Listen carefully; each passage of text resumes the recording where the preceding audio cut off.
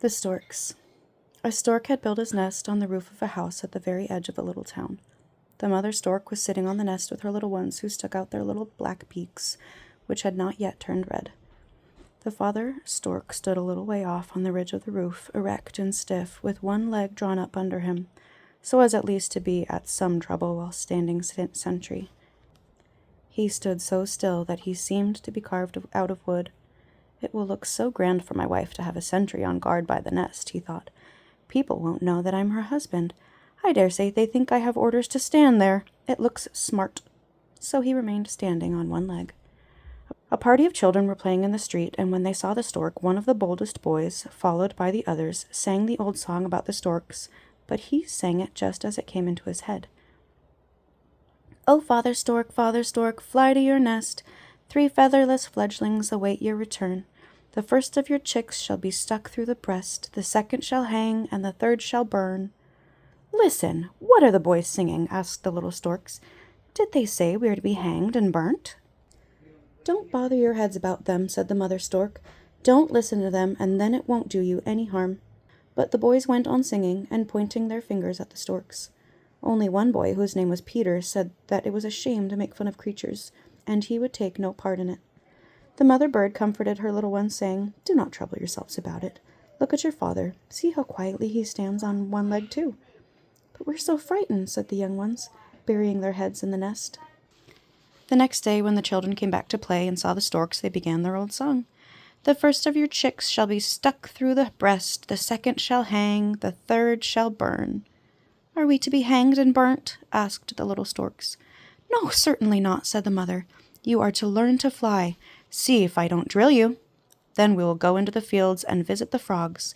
They curtsy in the water to us and sing coax, croaks, and then we gobble them up.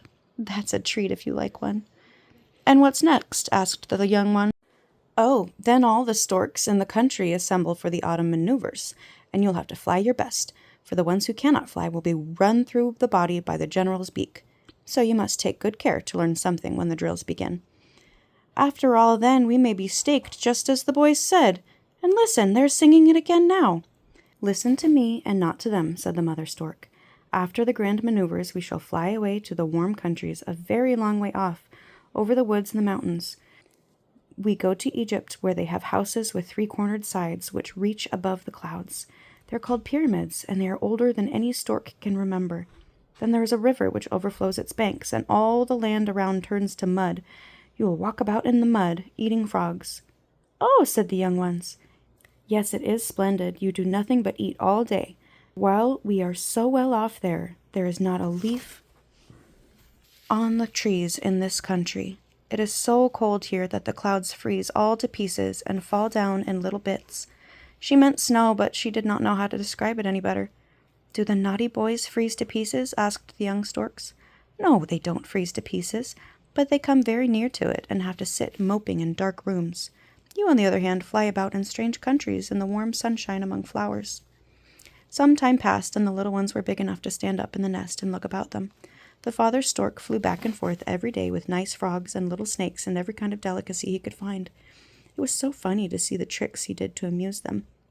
He would turn his head right around onto his tail, and he would clatter with his beak as if it were a rattle, and then he told them all the stories he had heard in the swamps. "Well, now you must learn to fly," said the mother stork one day, and all the young ones had to stand on the ridge of the roof. Oh, how they wobbled, trying to keep their balance with their wings, and how nearly they fell down. "Now look at me," said the mother. "This is how you must hold your heads, and move your legs so. 1, 2, 1, 2. This will help you get on in the world." Then she flew a little way, and the young ones made a clumsy little hop, and down they came with a bump, for their bodies were too heavy. "I don't want to fly," said one of the young ones, creeping down into the nest again. "I don't care about going to warm countries." "Do you want to freeze to death here when the winter comes? Shall the boys come and hang or burn or stake you?" "I'll soon call them." "No, no," said the young one, hopping out upon the roof again, just like the others. By the 3rd day they could all fly fairly well.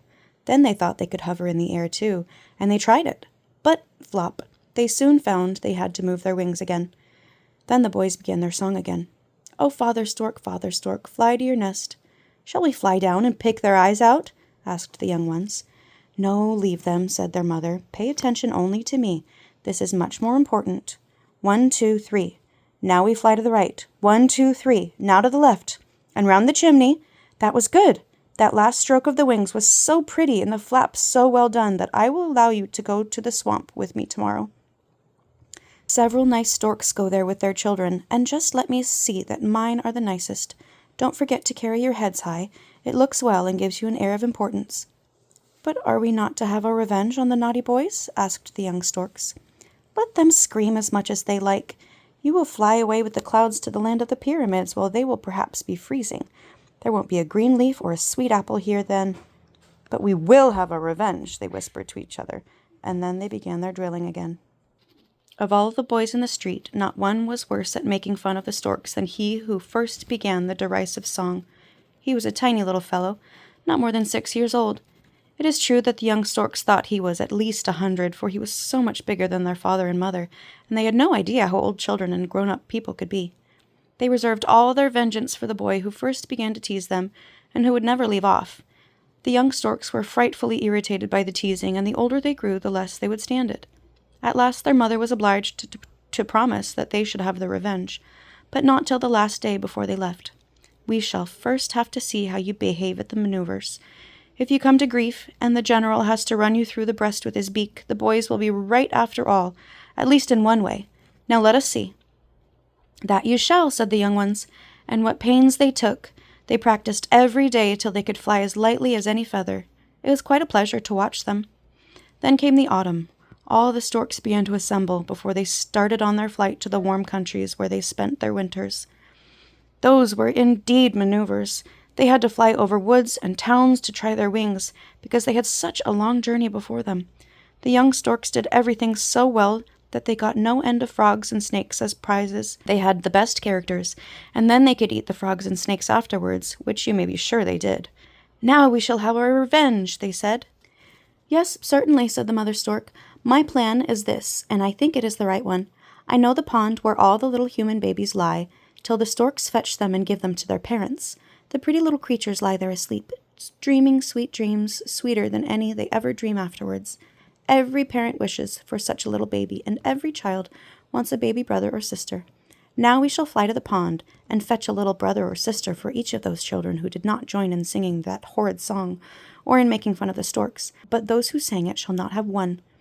But what about that bad, wicked boy who first began the song? Shrieked the young storks. What is to be done to him? In the pond there is a little dead baby. It has dreamed itself to death. We will take it to him, and then he will cry because we have brought him a little dead brother.